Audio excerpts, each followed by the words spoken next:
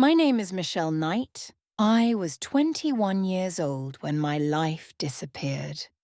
It was August 2002. I was walking down a street in Cleveland, Ohio. I didn't have money and my life wasn't perfect, but I was free. I had dreams. I had the hope that one day I would regain custody of my son, who had been taken by social services. I didn't know that day would be the last day I would be free for 11 years.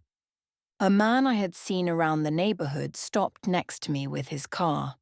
He told me he could give me a ride somewhere. I got in. I would not leave that house again for 11 years.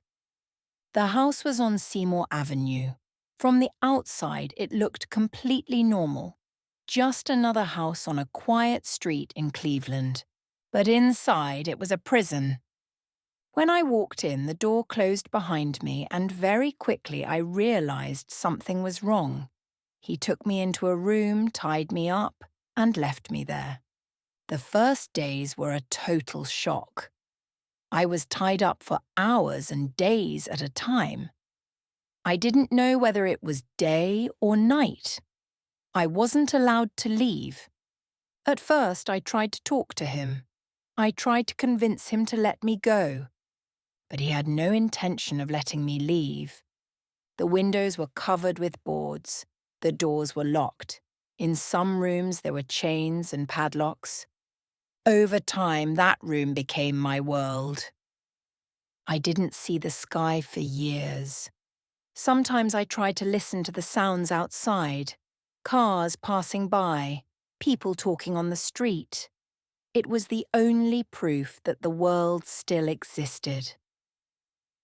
At one point, another girl was brought into the house, Amanda Berry. Then, a year later, another one, Gina DeJesus. We became 3 women who had disappeared from the world. We lived in separate rooms, locked with padlocks. Sometimes we were chained so that none of us could escape. Food was limited, sometimes only once a day, other times not at all. Fear was constant. In the early years, I tried to escape. Once I managed to reach a door when he wasn't paying attention. I tried to open it and run. I didn't make it. After that attempt, the punishment was brutal. He wanted to make sure I would never try again. After that, the chains became heavier and the doors were locked even tighter. The years passed like that. Days turned into months. Months turned into years. Sometimes I told myself I only needed to survive one more day. Just one more day. While in captivity, I became pregnant several times. But none of those pregnancies reached the end. Every time he found out I was pregnant, he became violent. The blows were so severe that the pregnancies ended. Doctors later said that I had lost several pregnancies during those years. My body had become a victim of his anger. Sometimes I was so weak that I thought I would die there. But in a strange way, those moments were also what kept me going. Because if I died, no one would ever know what had happened inside that house.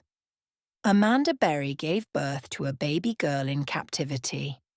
At that moment, I was the one who helped her give birth. He told her clearly, "If the baby dies, we die." I stayed there and tried to help her breathe and push. When the baby was born and started crying, it was the first time in years that I felt life still existed in that place. That little girl became the only light inside that house. But even then, the years kept passing. Sometimes I wondered if my family was still looking for me, or if the world had completely forgotten me. Later I learned that many people believed I had run away voluntarily. That was one of the most painful things to hear. In 2013, after more than a decade, Something changed. One day, Ariel Castro left the house and forgot to lock one of the doors properly. Amanda Berry managed to reach the front door. She started screaming for help. A neighbor heard her. He came and broke the door open. For the first time in 11 years, fresh air entered that house. The police arrived immediately. When they entered the house and saw what had happened there, the shock was overwhelming. The chains were removed, the doors were opened, and after 11 years of darkness, I walked outside. When I arrived at the hospital, doctors said I was extremely weak, but I was alive.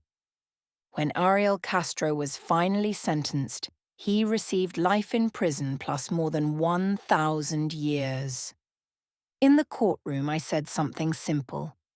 You took 11 years of my life. I spent 11 years in hell. But now your hell is just beginning. Today people ask me how I survived. The answer is simple.